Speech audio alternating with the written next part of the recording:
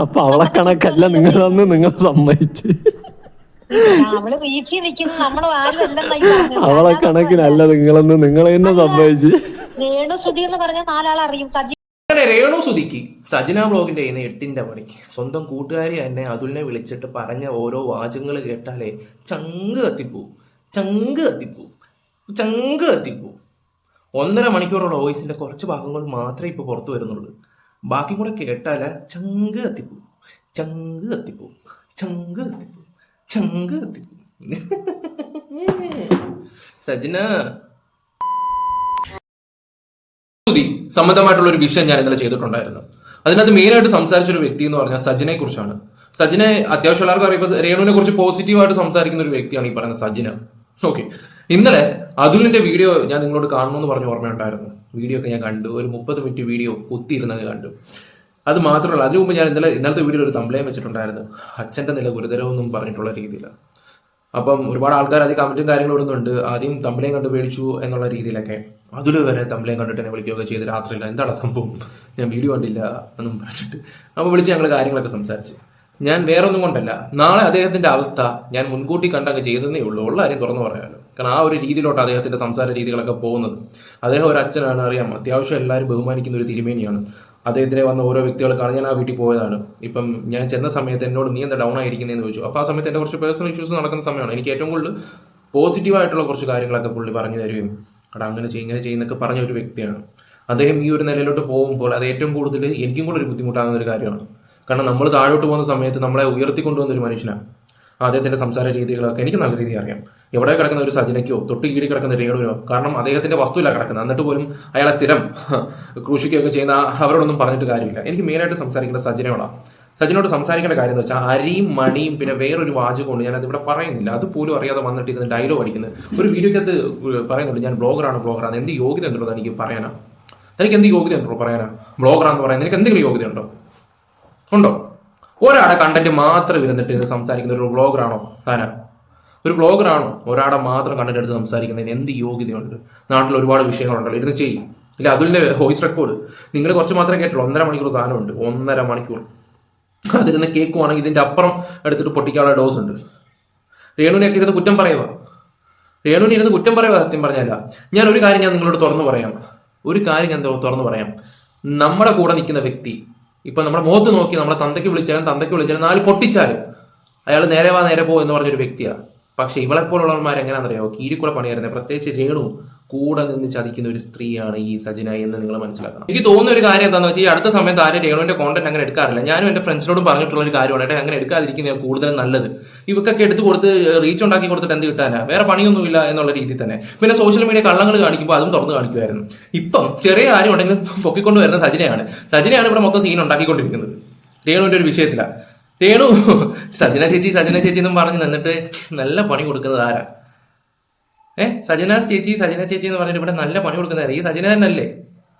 എന്റെ പൊന്നു രേണു 1.5 മണിക്കൂറിന്റെ ആ ഒരു ഇത് കേൾക്കണം. അത് കേൾക്കുമ്പോൾ രേണു വെറുത്തു പോകും. ചിലപ്പോൾ നാളെ രേണു വരും, സജനയും രേണുവും കൂടെ വന്നിട്ട് സജന കുറെ കള്ളങ്ങൾ പറയും. എന്ത് പറഞ്ഞാലും രേണു സോഷ്യൽ മീഡിയ വന്നിട്ട് ഇങ്ങനെ പറയത്തുള്ളൂ, എനിക്കറിയാം ചേച്ചി അങ്ങനെയാണ് മറ്റേതാണ് മറിച്ചാന്നൊക്കെ രേണു പറയുമ്പോഴും രേണുവിന്റെ മനസ്സിലാണ് ഈ പറയുന്ന സജിനോട് ഒരു സ്നേഹം കാണത്തില്ല. ഡിസ്റ്റൻസ് ഇടാനേ രേണു നോക്കത്തുള്ളൂ. കാരണം രേണുവിനൊരു ഭയം തുടങ്ങും. ഉറപ്പാണ്, കൂടെ നിന്ന് റീച്ചിന് വേണ്ടിയാണെന്ന് രേണുവിന് നല്ല രീതിയിൽ മനസ്സിലാവും. ഇപ്പൊ ആ ഒരു രീതിയിലോട്ട് കാര്യങ്ങൾ പോയിക്കൊണ്ടിരിക്കുക. ആ ഒരു വോയിസ് മൊത്തം കേട്ടാല ചിലപ്പോ ദേഷ്യമുള്ള ഒരാളാണെങ്കിൽ ചെരുപ്പ് ഊരി അടിക്കും. ഞാൻ സീരിയസ് ആയിട്ട് പറയുന്ന ഒരു കാര്യമാണ്. നാണമില്ല ഒരു സ്ത്രീയെ നിങ്ങൾക്ക് ഇങ്ങനെ കൂടെ നിന്നിട്ട് ഉണ്ടാക്കാനാ? ഞങ്ങളൊക്കെ എന്ന് പറഞ്ഞാൽ പക്കയായിട്ട് സംസാരിക്കും. എനിക്ക് ഏറ്റവും കൂടുതൽ ഇഷ്ടമല്ലാത്തൊരു കാര്യം എന്താണെന്ന് വെച്ചാൽ കൂടെ നിന്നിട്ട് ചതിക്കുന്നതാണ്. ഓക്കെ, ഒരു കാര്യം പറഞ്ഞിട്ട് അത് പാലിക്കാതെ പോകുന്ന ചില ആൾക്കാരുണ്ട്, ആ ഗണത്തിൽപ്പെടുത്തണം അവരെയൊക്കെ. ഇത് കൂടെ നിന്നിട്ട് എനിക്ക് ഈ ഒരു കാര്യത്തിൽ ഏറ്റവും കൂടുതൽ സാധാരണ രേണുവിനോടാ കൂടെ നിന്നിട്ട് ചതിക്കുന്നത്. അതിപ്പോ എന്റെ ശത്രു ആയാലും നാട്ടുകാരുടെ ശത്രു ആയാലും ആരുടെ ശത്രു ആയാലും അവരൊക്കെ പോലും കൂടെ നിന്നിട്ട് ആരും ഉണ്ടാക്കരുത്. അതാണ് ഏറ്റവും വലിയൊരു പെയിന, കൂടെ നിന്ന് ചതിക്കുന്നത്. നാണമില്ലെന്ന് ഞാൻ ആലോചിക്കുന്നത്. എനിക്ക് ഇന്നലെ ആ കുറച്ച് ഭാഗങ്ങളൊക്കെ കണ്ടപ്പോൾ എനിക്ക് പുച്ഛമാണ് തോന്നിയത്. ബിഗ് ബോസ് അതെന്നോട് അതിൽ സംസാരിച്ച നിങ്ങൾ ഫോൺ വെച്ചതിന് ശേഷം അന്ന് എന്നോട് പറഞ്ഞപ്പോൾ CV കാര്യങ്ങളൊക്കെ മേടിച്ചാൽ നമുക്കറിയാവുന്ന ആൾക്കാരെയൊക്കെ അയച്ചു കൊടുക്കാം. ഞാൻ അങ്ങനെ അവരോട് സംസാരിച്ചതാണ്. അവർ ഇന്നലെ വന്നിട്ട് അവനെതിരെ വീഡിയോ ഇട്ടേക്കുന്നത്. നാണമില്ലേ സ്ത്രീയെ നിങ്ങൾക്ക്?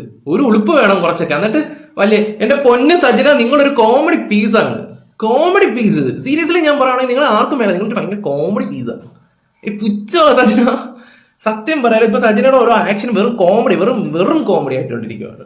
രേണുവിനെക്കാളും സത്യം പറയുന്നത് താഴ്ന്നു പോയൊരു അവസ്ഥയായി പോയി. വേണ്ട, ഞാൻ അതുലിനോട് സംസാരിച്ച വോയിസ് ഒക്കെ അതിനു മുമ്പ് വേണ്ട ഓർമ്മ വെച്ചുതരാം. അപ്പൊ ഞാൻ ഈ പറഞ്ഞതിന്റെ അതെന്തായാലും പക്ഷെ നിങ്ങളൊന്ന് ആലോചിച്ച് നോക്കണം. ഞാൻ അങ്ങനെ ഒരു ഇത് ഇങ്ങോട്ട് ഇട്ട് തന്നത് യഥാർത്ഥത്തിൽ ഇത് നിങ്ങൾക്ക് ആർക്കും അല്ല കേട്ടോ. നിങ്ങൾക്ക് ഈ ബ്ലോഗും വേറെ ആർക്കും വേണ്ടിയിട്ടല്ല. ഞാൻ ഷെഫിനത്തൊക്കെ വേണ്ടി തന്നെയാണ് ആ വോയിസ് ഇട്ടത്.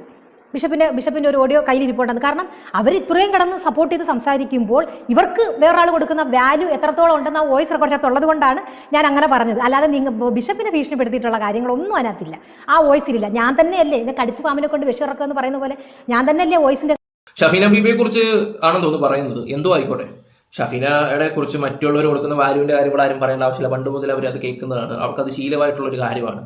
പക്ഷെ സജിനയുടെ അങ്ങനെ അല്ലല്ലോ. സജിനെ ഇന്നലത്തോടെ സജിന വ്ളോഗിന്റെ കാര്യത്തിൽ ഒരു തീരുമാനമായി. സജിന ഉളുപ്പ് വേണം, ഉളുപ്പ് അതില്ലാത്തതിന്റെ ഒരുപാടുണ്ട് നിങ്ങൾക്ക്. ഇനി നമുക്ക് അതുമായിട്ട് സംസാരിക്കുന്ന ഒരു വോയിസ്. സത്യം പറയാനോ ഉള്ള വിലയും കളഞ്ഞു പൊളിച്ച്, ഉള്ള വില നല്ലതില് നമ്മളെല്ലാരും കിടന്ന് പെടാപ്പാട് പെടുന്നത് നമുക്ക് സ്വന്തമായിട്ട് ഒരു ഭൂമി, ഒരു കിടപ്പാടം, അത് ഒരു മനുഷ്യന്റെ ഏറ്റവും വലിയ ഡ്രീമാണ്. ഇത് ഇത്രയും സഹായം ചെയ്ത ബിഷപ്പ് മോശക്കാരനാണെന്നോ അല്ലെങ്കിൽ അല്ല, നിങ്ങളൊന്ന് ആലോചിച്ച് നോക്ക്. അങ്ങേരെ കയ്യിലിരിക്കുന്ന 7 സെന്റ് വസ്തു എടുത്ത് ഓസിന് കൊടുത്തു.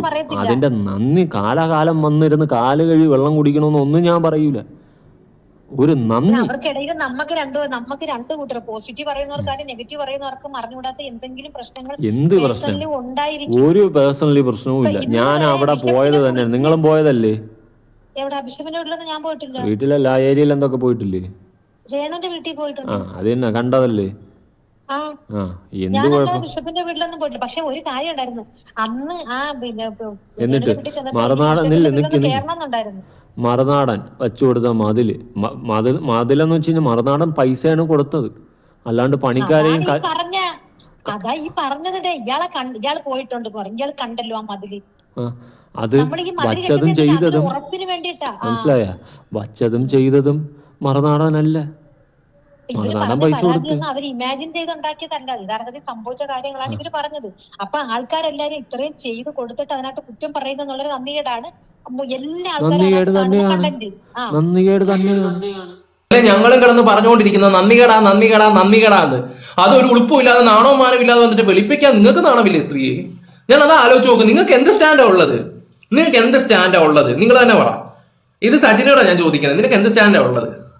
കുറച്ചൊക്കെ ചേച്ചി ഉളുപ്പും മാനവും ഒക്കെ വേണം ചേച്ചി, കുറച്ചൊക്കെ വേണം. ഇപ്പൊ നിങ്ങൾ മോശക്കാരിയായില്ലേ?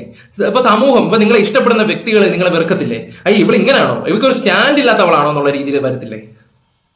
ഭയങ്കര മോശം എന്ന് വെച്ചാൽ ഭയങ്കര മോശം. നിങ്ങളെന്ന് പറഞ്ഞ വ്യക്തി ഇവിടെ ബിഗ് സീറോ ആയിരിക്കുക. സജന, ഒരു വില ഉണ്ടായിരുന്നു ഞാനൊരു വില തരുന്നുണ്ടായിരുന്നു നിങ്ങൾക്ക്.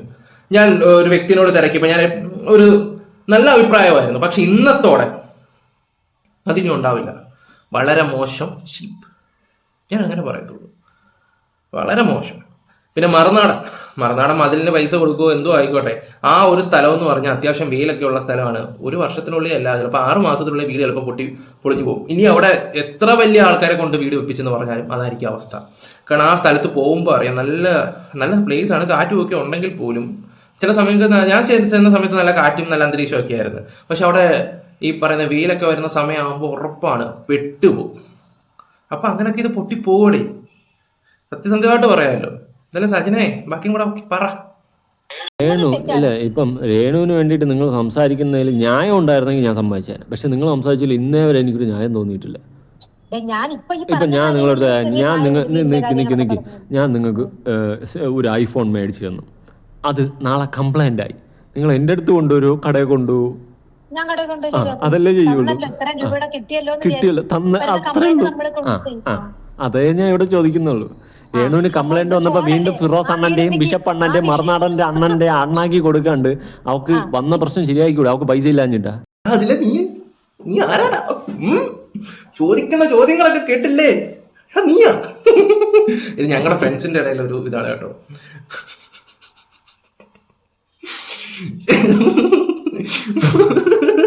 മൂർഖം പാമ്പിന്റെ അടുത്താണല്ലോ സജന റബ്ബർ മുട്ടായി എറിഞ്ഞു കൊടുത്തു ഓർക്കുമ്പോഴേ എനിക്ക് ചിരി വരുന്നത്. ഞാൻ ചിരിച്ച് ചിരിച്ച് ചിരിച്ച് തല കുത്തുക. ഏതും പോരാത്ത അതുലിന്റെ അടുത്ത്.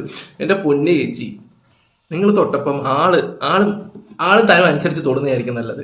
പിന്നെ പുറമെ എല്ലാവരും ഞങ്ങളിപ്പം ഞാനും അതിലും ഞങ്ങളുടെ ഇടയിൽ ഒരു ഫ്രണ്ട് സർക്കിൾ ഉണ്ട്. ഞങ്ങൾ അതിൽ അവിടെ ഭയങ്കര കോമഡിയും കാര്യങ്ങളും ഒക്കെ ആയിട്ട് നല്ല രീതിയിൽ പോകുന്ന ആൾക്കാരാണ്, നല്ല രീതിയിൽ. പക്ഷെ ഒരു കാര്യം ഞങ്ങൾ തുറന്നു പറയാം, ഞങ്ങൾക്ക് കറക്റ്റ് കാര്യങ്ങൾ എത്തിക്കേണ്ടടുത്ത് എത്തിക്കാനും അറിയാം, സംസാരിക്കാനും അറിയാം. തപ്പിപ്പിടിച്ച് ഓരോ കാര്യങ്ങൾ തെളിവ് സഹിതം അതോ ഏത് സംഭവത്തിനാണെങ്കിലും ഞങ്ങളത് കറക്റ്റായിട്ട് കൊണ്ടുവന്ന് ഇവിടെ പ്രസന്റ് ചെയ്യും. നിങ്ങളെപ്പോലെ രേണുവിനെ മാത്രം പിടിച്ചുകൊണ്ടിരിക്കുന്ന ഒരു പരിപാടി ഞങ്ങൾക്കില്ല. പറഞ്ഞു മനസ്സിലായോ? ആര് കൂടെ നിൽക്കുവാണെങ്കിൽ പോലും ചതിക്കുന്നവരാണെങ്കിൽ അവരുടെ അടുത്ത് നല്ല രീതി കോമാളിത്തരം കാണിച്ചാണെങ്കിലും തിരിച്ചു കൊടുക്കേണ്ട കാര്യങ്ങൾ ഞങ്ങൾ നല്ല രീതിയിൽ കൊടുക്കുകയും ചെയ്യും. അത് വേറെ കാര്യം. ചേച്ചിക്ക് കളിച്ചപ്പോൾ ആള് തരവും നോക്കിയല്ല ചേച്ചി കളിച്ചത്. അതിൻ്റെ ഒരുപാട് ചേച്ചിക്ക് ഇപ്പം മനസ്സിലായി കാണുമല്ലോ. എന്തായാലും 1.5 മണിക്കൂർ സാധനത്തിന്റെ കുറച്ചേ പോഷനേ വന്നിട്ടുള്ളൂ. ഇനി ബാക്കി ഓരോന്നോരോന്ന് വരാൻ കിടപ്പുണ്ട്. അതും കൂടെ വന്നാൽ നിങ്ങൾ ഭസ്മമാകും, ഉറപ്പാണ്. നിങ്ങൾക്കാണ് ഈ ഫിറോസിക്ക ഇങ്ങനെ വീഡിയോ വെച്ച് വന്നിട്ട് നാളെ നിങ്ങൾ അങ്ങനെ നെഞ്ചത്ത് പോകും. എനിക്ക് നിങ്ങൾക്കും ക്വാളിറ്റി ഇല്ലെന്ന് ഞാൻ പറയത്തില്ല, അത്രേ ഞാൻ പറയത്തുള്ളൂ.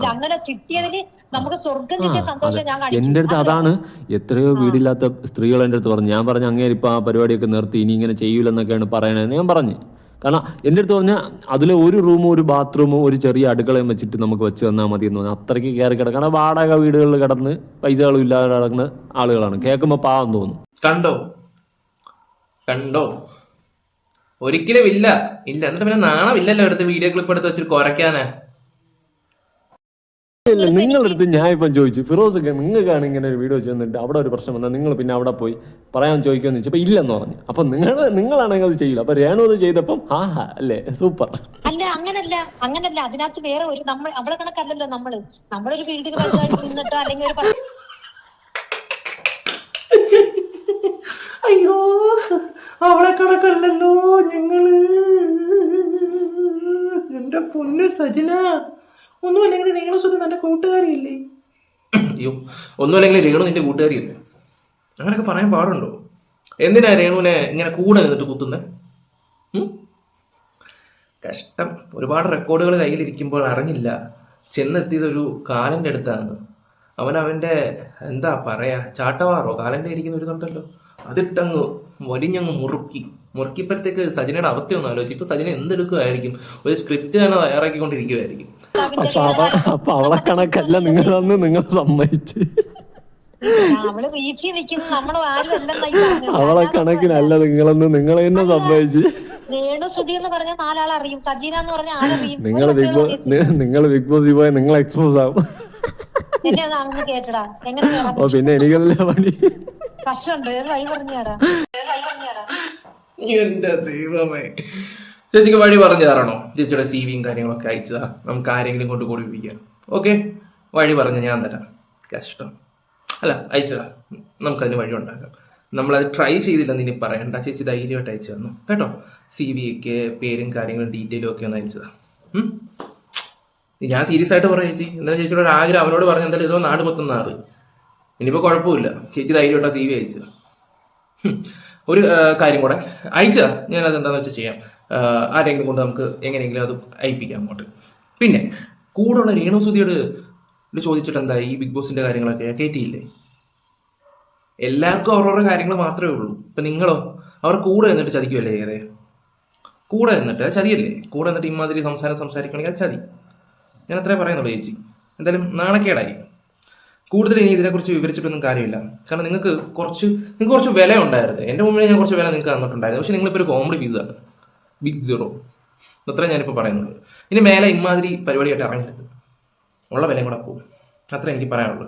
ഗൈസ്, നിങ്ങളുടെ അഭിപ്രായങ്ങളൊക്കെ പറയാം. വീഡിയോ ഇഷ്ടപ്പെട്ടാൽ ലൈക്കും ഷെയറും സംഭവമൊക്കെ ചെയ്യാം. Bye, love you all.